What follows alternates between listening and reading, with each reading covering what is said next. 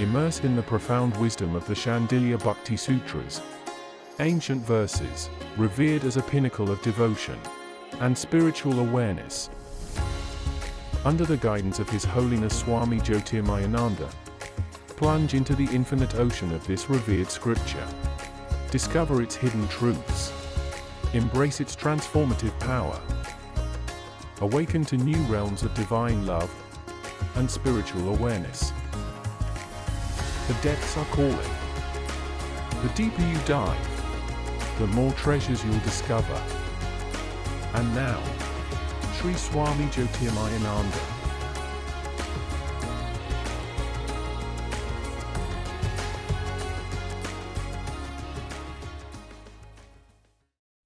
Om Vasudeva Sutam Devam Kansachanuramardhanam Devaki Paramanandam Krishnam Vande Jagadgurum. Om. Adorations to Lord Krishna, the Preceptor of the universe, destroyer of the forces of darkness, and bestower of immortality.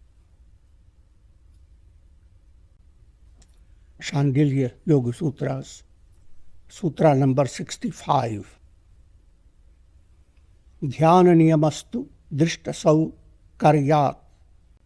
There are rules for practicing meditation, because it's easier to meditate upon a visible form. Here the topic is various subsidiary means for practicing Bhakti Yoga, the path of devotion. And let me explain that to you. First, you must understand the ideal of Bhakti is to develop profound love for God, love that is all-consuming.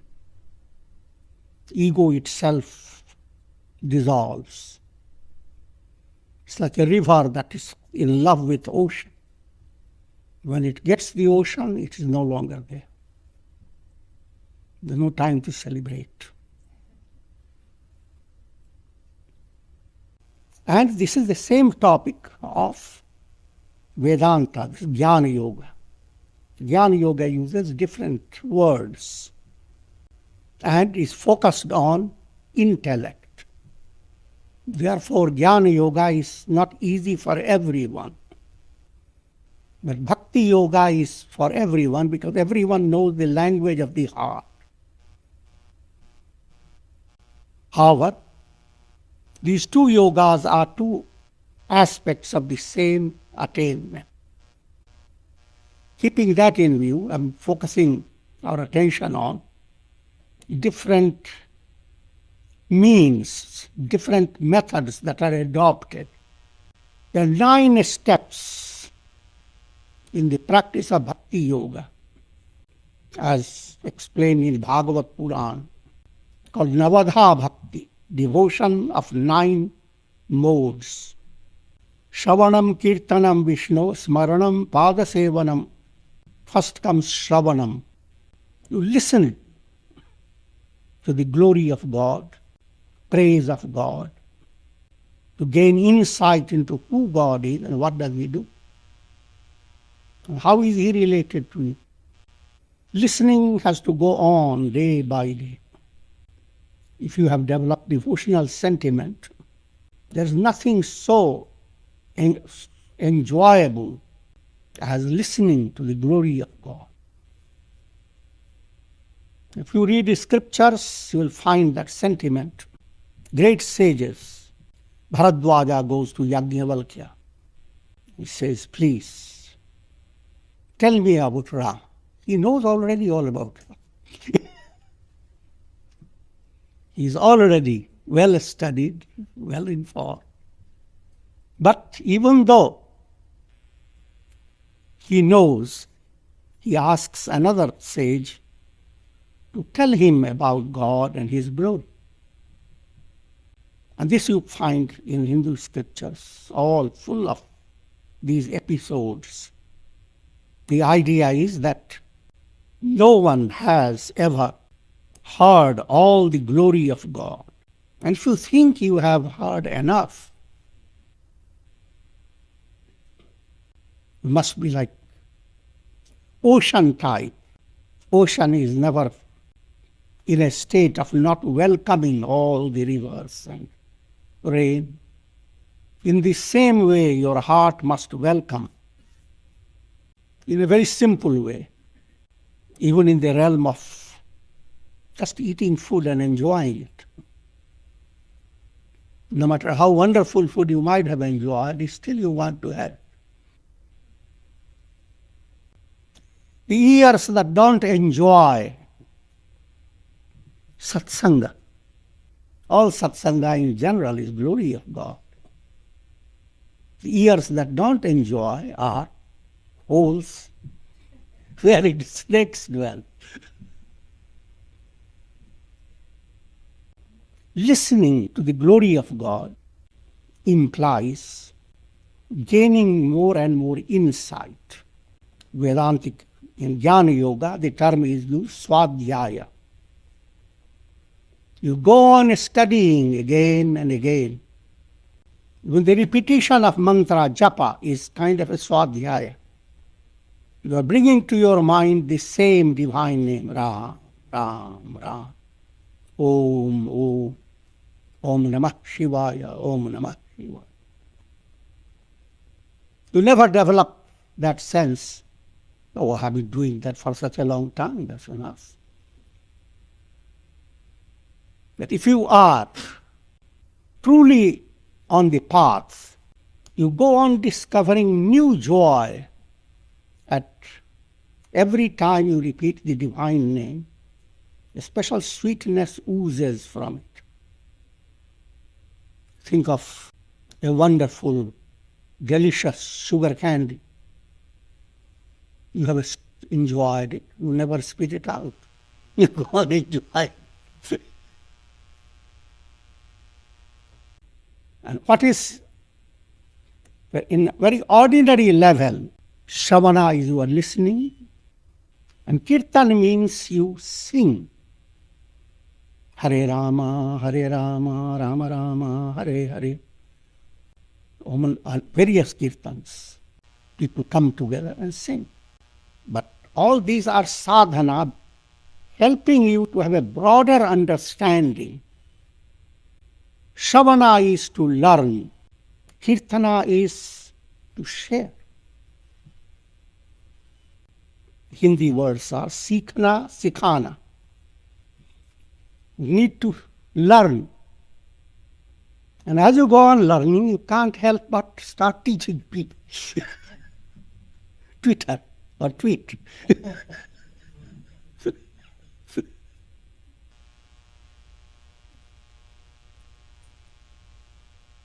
Tweeting good thoughts,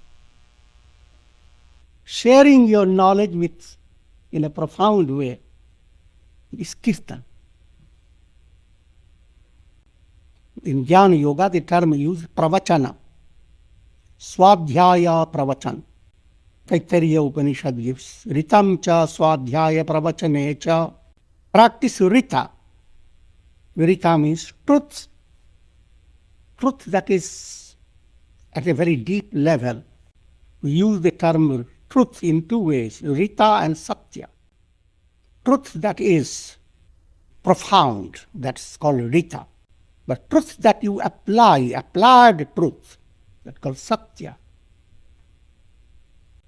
There's always a little difference in what you know as truth. You can't express it, you can't just apply it in exactly the way you know it. So now at the practical level, it is known as satya.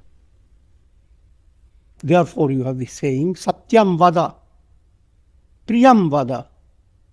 Speak the truth, but step back before you quickly speak it. Ask yourself,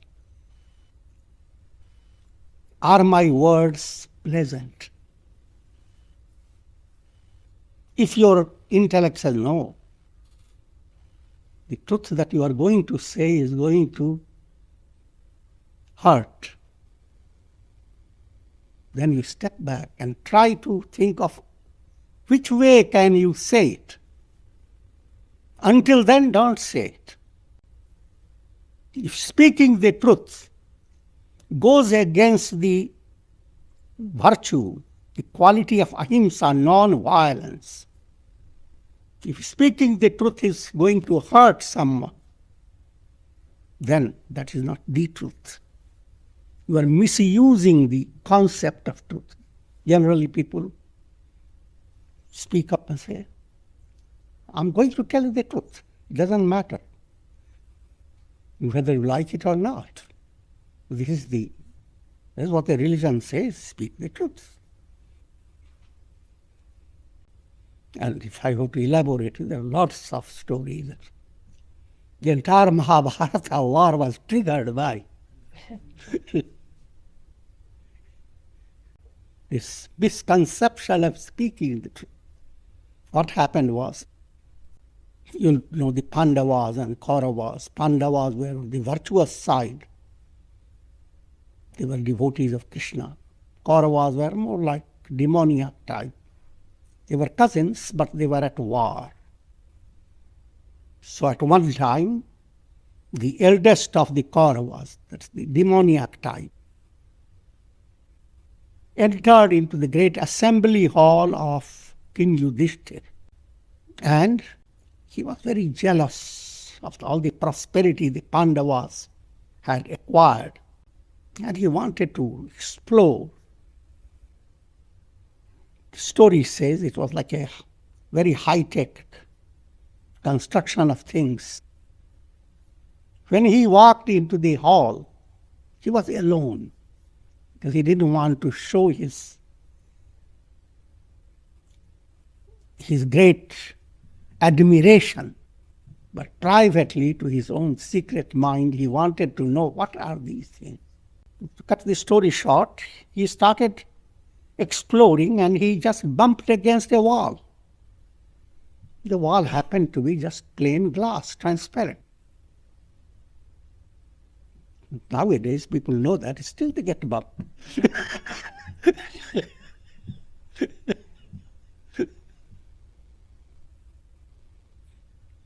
And then he moved around and saw a floor shimmering. It appeared like there was water there, like a little pool. He started to lift up his cloth so that he is not wet. And then he suddenly sees a maidservant just walking over it. She looked back on him. He felt little ashamed. He realized that the floor was done in such a way it creates the illusion. While all this was going on from the balcony, there was Draupadi, the wife of the Pandavas, and there was Bhima, one of the Pandava brothers.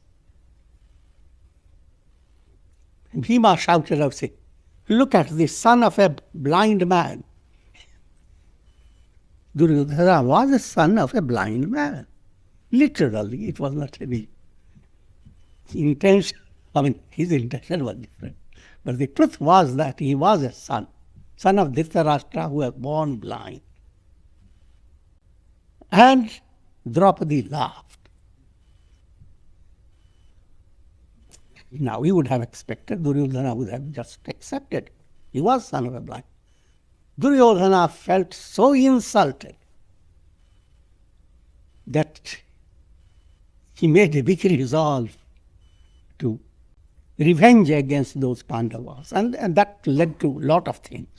This is just I'm giving you a sample how, in the name of truth, people try to hurt others. If that is so, you don't know the real virtue of speaking the truth. The real truth is everyone is divine. Now, coming to it.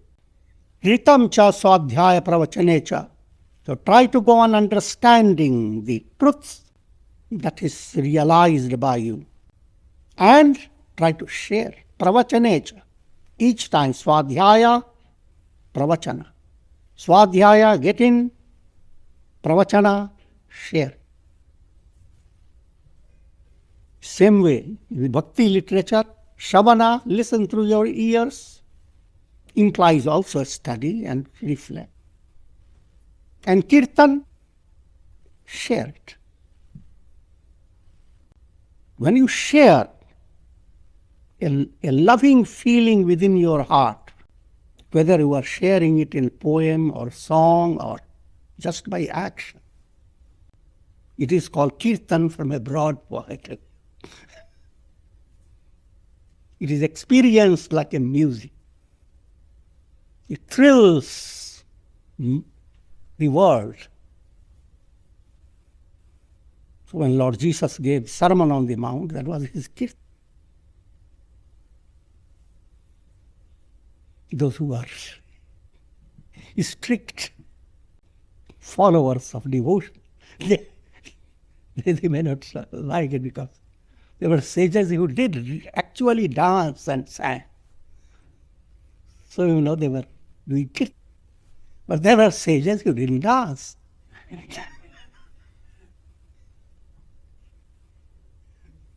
And yet, whatever they said, it went on ringing in the heart of countless people for generations after generation.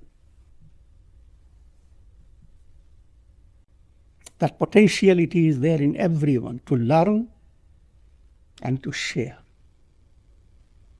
And you are always doing, even in an unconscious way. It's natural for everyone. Sikhana, sikhana. Sunana, sunana.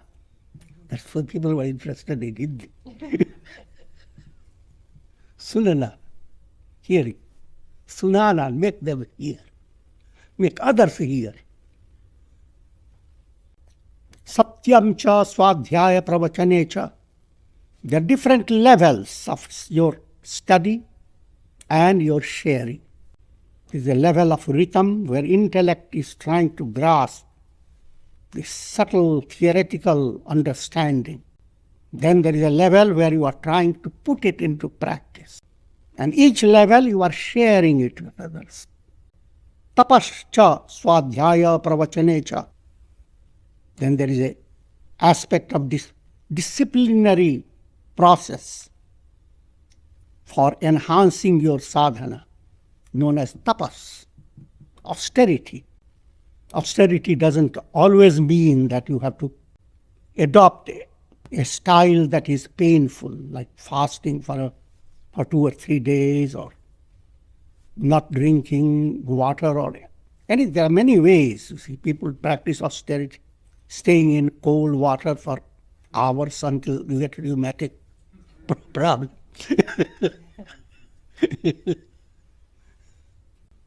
Sometimes people practice austerity. This is blind. That is not real austerity. Austerity is disciplining yourself. And it is in physical level, how to use your body, keep your body active. The moment you allow your body to be lazy in the name of just relaxing itself, then the body talks back to you. That means the body has pains and aches. But when you keep the body active like water that flows on, then you find yourself energetic. So, when we start practicing that discipline that is called tapas, austerity of the body. Similarly, austerity of speech. And speech is very interesting, very powerful. And to have an understanding that is, you need to honor your speech and give value to it. And you should see that your speech is not just wasted. If you were to become deeply involved in that type of sadhana, that type of austerity, then God blesses your speech. Any word that comes out of you, even sometimes all on a sudden, God gives authenticity to it. Therefore, the words of sages are considered extremely powerful. And that that potentiality lies with everyone. What I'm leading you to understand that is an austerity, how to control your tongue. Not to express anger and hate and revenge, but try to control it. And there are many, many levels. And then austerity of thought. Even though people are disciplined in day-to-day life and what known as and at a civilized level, what one misses is the understanding that even though externally you are not doing anything wrong to anyone, yet you sit back and your mind is brooding over stressful thoughts. You are hurting yourself. You may say, well, I'm hurting myself, so what does it? I'm not hurting other people. But you must realize wherever onion and garlic begin to ferment, they create an atmosphere of negativity. Even in your privacy, if your mind goes on drawing negative thoughts, it shouldn't be so. Tapas means not to do something about it. Don't become too upset. Because being upset is not the proper method. But understand that this is not going to be, you are going to be the master. Master of your mind. You will allow your mind to move the way you want it. All that process becomes austerity of thought. So as you practice austerity, special knowledge enters your heart and you share it. Tapascha swadhyaya pravachanecha. And the broader concept of austerity. Adversity that comes to you, you don't plan for it. But if you were to face it with a subtle understanding that adversity and prosperity both move away, even this will pass away. And both situations have to be utilized by you. Both can be beneficial for you. And sometimes adversity is more beneficial if you develop the spirit of austerity. That is a poetic way of saying each time the moon emerges out of a dark cloud, shines brighter. Each time you emerge out of a difficult situation, see your face, you shine brighter. And begin to tweet and twitter. How did you survive such a terrible thing? The whole world is filled with that type of sharing. Damascha swadhyaya pravachanecha. And go on controlling your senses, controlling the lower self, and share what happens as a result of it. Manusham cha swadhyaya pravachanecha. Serve all, serve humanity, do humanitarian deeds along with your study. See how can you help people. And the world offers countless opportunities for that. So what I'm trying to tell you, all the time you might have a thought that just Shravanam, Kirtanam, sit down in the satsang, listen, and then sing. And that's it.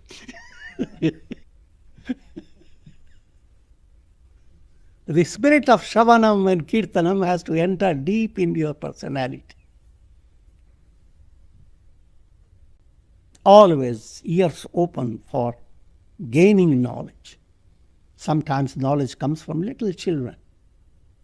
Sometimes even the birds tweet up some knowledge.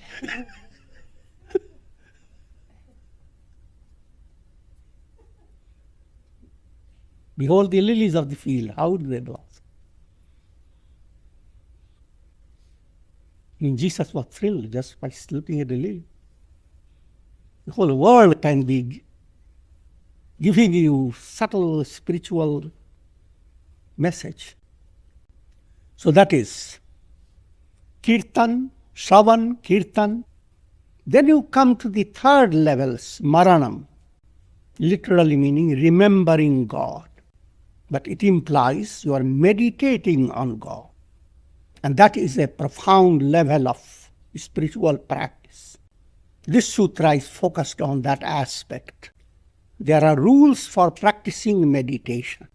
Why? Because meditation becomes very practical, very effective for enhancing your movement towards the goal, para bhakti, supreme devotion. Now, just to give you a general setting, therefore, spiritual aspirants, first thing they are encouraged to have is Ishta mantra. God has countless names. The Vedas have given one central name, Om. Om is very profound and it needs to have very advanced intellect to explore all the implications of Om.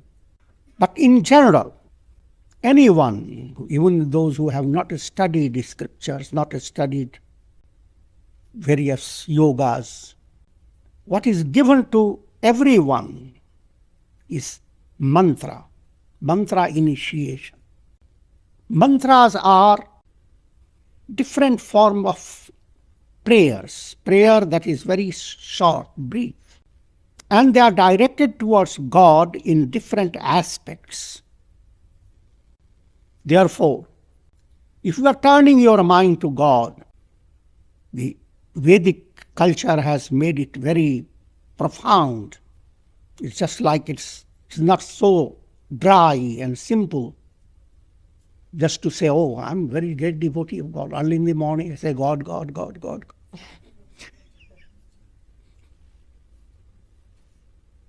Well, even that is not underestimating that. But in general, God cannot be viewed exactly the same way by everyone. Even when you are worshipping Jesus, one person meditates on Jesus on the cross. Another meditates Jesus in the arms of Mother Mary. Another moves away from Jesus, worships Mother Mary. All this is your choice. It doesn't contradict your practice of religion.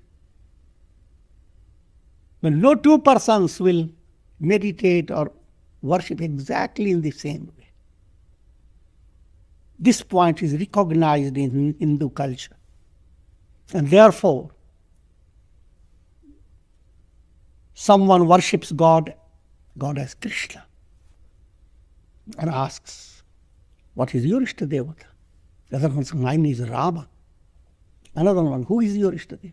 Mine is Shiva. Another one, I'm Durga. No, I'm Ganesha.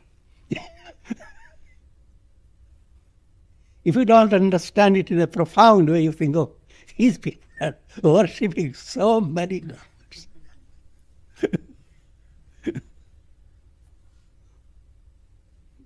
And at a certain level, some people develop some sense of delusion about this, that my God is greater than his. So I have chosen a better God. And the only thing you want to share or tweet is give up your God and do the japa of the mantra that I am. But that's just delusional, because all mantras are exactly alike. No matter which way you have chosen a mantra, The mantra is beckoning finger to God, who is one and absolute, beyond names and forms. However, you can approach him through countless aspects. Ramakrishna worshipped God as Kali, his mother. Tulsidasi worshipped God as Rama. Chaitanya worshipped God as Krishna. And so many have worshipped God as by worshipping Jesus. So there are different, countless ways. God is just the same.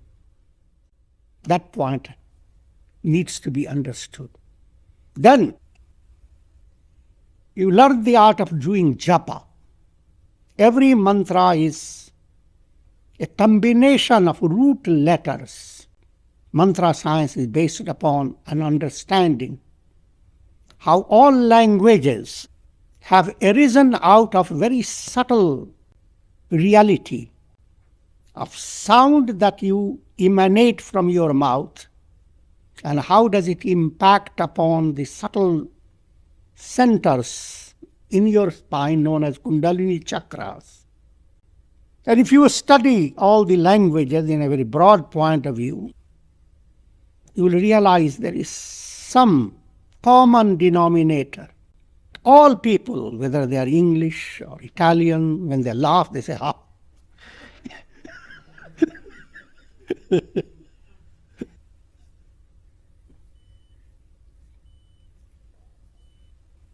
And when they want to say loving words, those words have more of M and vowels. All children all over the world, they use for mother, mama, M sound. The Sanskrit word is matri, mata, mother. So, if certain sound lingers in your mind, they sound like, for example, R sound, rush, run, war, quarrel, excluding a squirrel.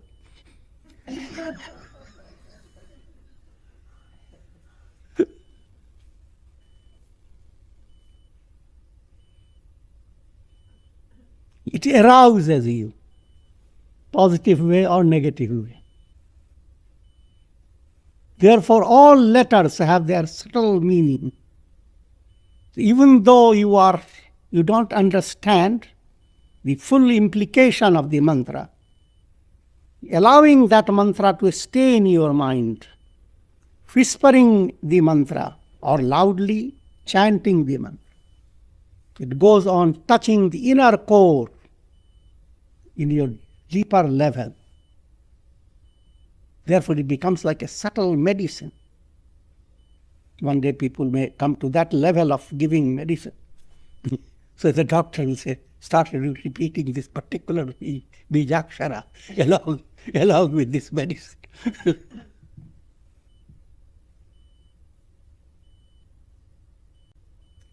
Every mantra, therefore, is a combination of those root letters, mystic letters, as well as every mantra has a deity, has a picture, a special form.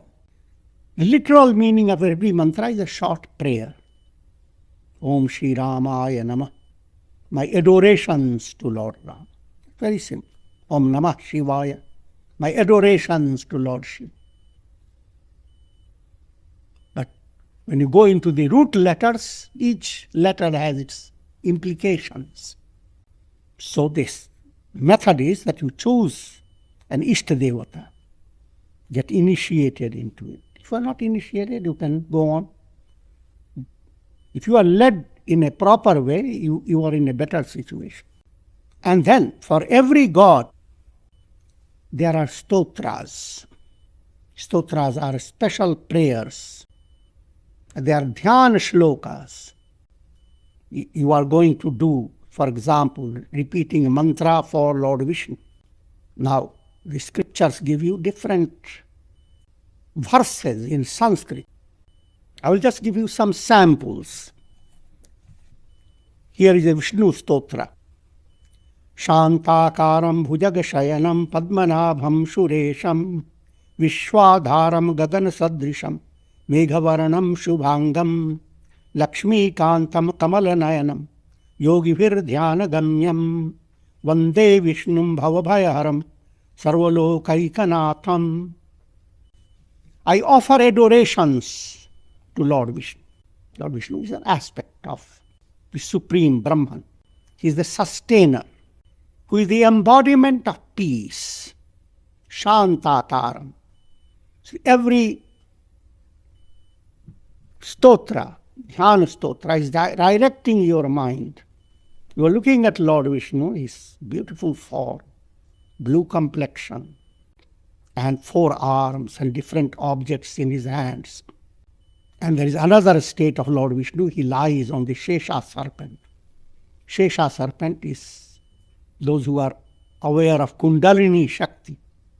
This is the cosmic power, cosmic mind with countless radiations.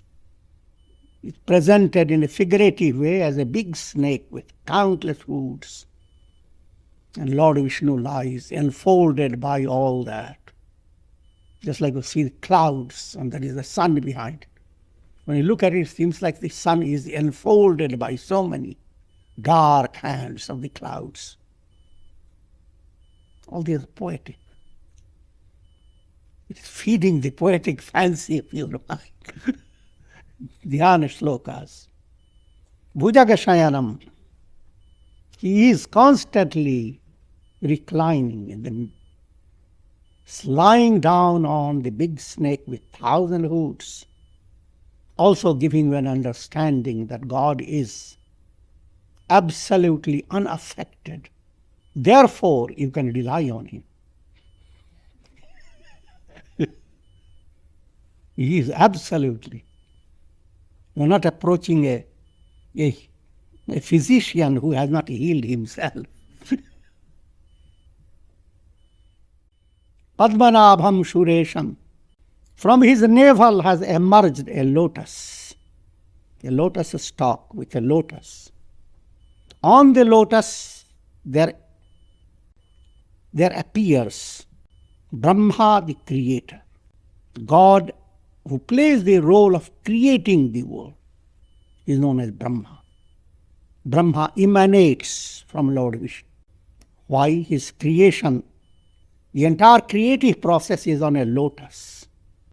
In nature, if you watch how the lotus unfolds itself in a lake, you can imagine the whole lake has created a poetry. And the poetry is blossoming in the form of the lotus. The entire creation is a poetry. And it has emerged from Lord Vishnu as a lotus. There isn't a single petal that isn't beautiful. There isn't a single part of that lotus that is not glorious. But you may say, well, this world is very miserable.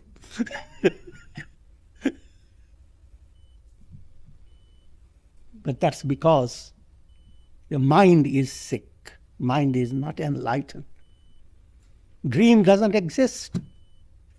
And yet it gives you boundless trouble.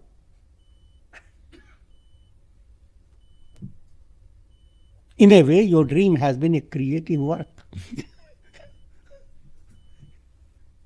So all that idea is every word, if you go deep into it, you can go on and on. Suresham is the God of all radiations of God. Every aspect of God is a God, a Devata. And the Supreme Self is the source, boundless source of Vishwadharam. The entire universe is sustained by him. Gagan Sadrisham is like the sky.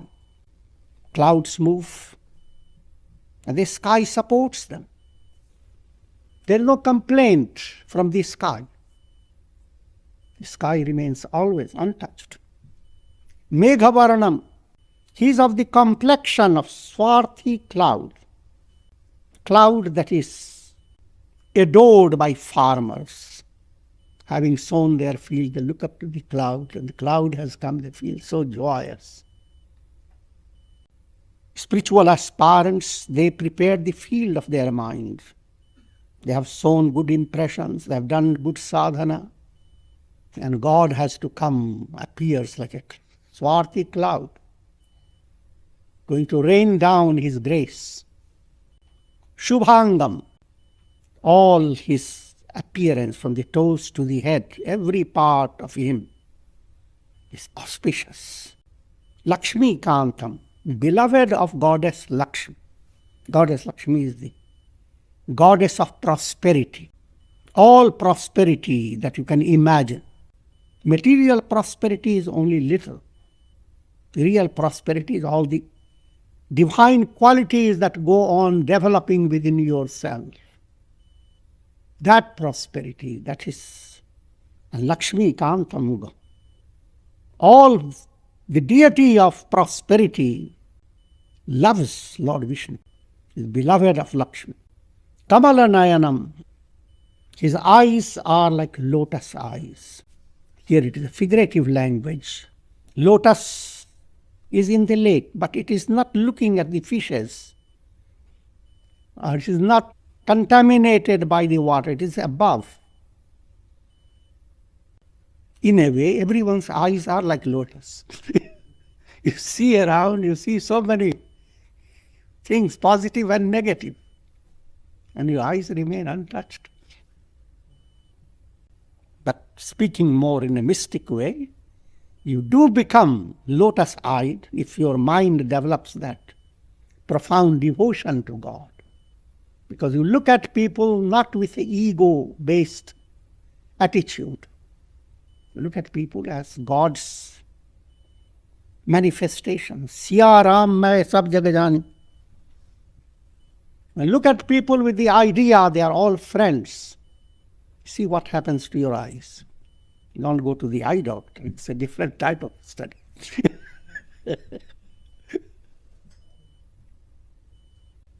Yogivir Dhyana Gamyam. Great yogis, they try to attain Vishnu, God, by profound meditation. Vande Vishnu Bhavabhaya Haram. I offer adorations to that Lord Vishnu, who is the destroyer of the fear of the world process. Every soul comes back. If karmas don't terminate, you will have the same experience what you had in this life. Growing, aging,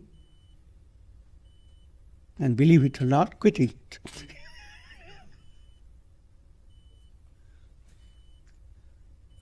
No matter how wonderful you have done in this life, all these experiences are not so kosher.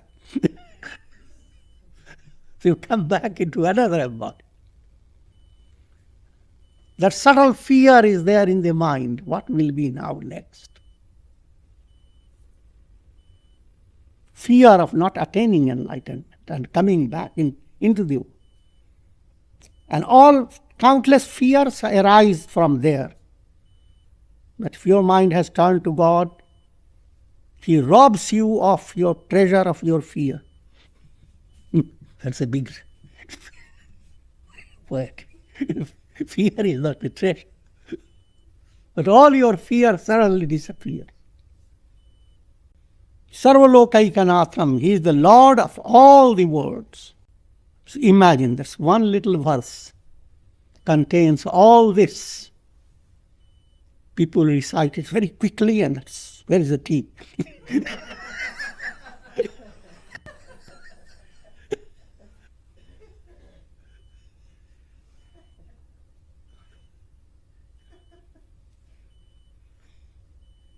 But a deeper level has to become involved in all this. And with this we conclude. Om Shanti Shanti. Thank you for joining us on this journey of spiritual growth. It's an honor to learn from the wisdom of Swami Jyotirmayananda. As we part for now, remember, the quest does not end. Take time to reflect on today's insights and integrate them into your life. Until next time, stay open, stay curious, stay present.